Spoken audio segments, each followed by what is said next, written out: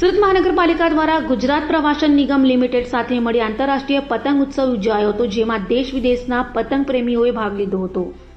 સુરતમાં આંતરરાષ્ટ્રીય પતંગ ઉત્સવનું આયોજન કરાયું હતું. ગુજરાત પ્રવાસન નિગમ લિમિટેડ, સુરત મહાનગરપાલિકા અને સુરત જિલ્લા વહીવટીતંત્ર દ્વારા અડાજણ ખાતે આવેલ રિવરફ્રન્ટ પર કરાયેલા આયોજનમાં France, Bahrain, Canada, Egypt, Sri Lanka, Mexico સહિત 25થી વધારે પતંગ પ્રેમીઓએ ભાગ લીધો હતો. તો સાંસ્કૃતિક કાર્યક્રમોથી દીપ પ્રકટ કરીને કાર્યક્રમની શરૂઆત કરાઈ હતી, જેમાં સુરતના સાંસદ મુકેશ દલાલ, પૂર્વ કેબિનેટ મંત્રી પુણેશભાઈ મોદી સહિત મહાનગરપાલિકાના પદાધિકારીઓ ઉપસ્થિત રહ્યા હતા.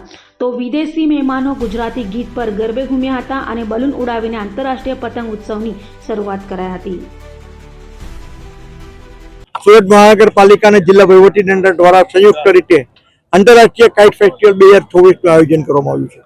ઉત્તરાયણ એટલે સુરતની ઉત્તર દિશા તરફની ગતિ, ઉત્તરાયણ એટલે પવનની દિશામાં ફેરફાર, ઉત્તરાયણ એટલે ખેડૂતો માટે હાર્વેસ્ટિંગની સિઝનની શરૂઆત, ઉત્તરાયણ એટલે શિયાળાનો અંત અને ઉનાળાની શરૂઆત.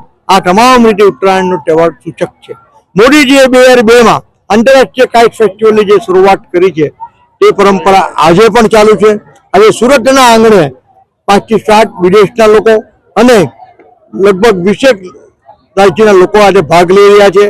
પતંગ એ દરેક માણસના જીવનનો સૂચક છે.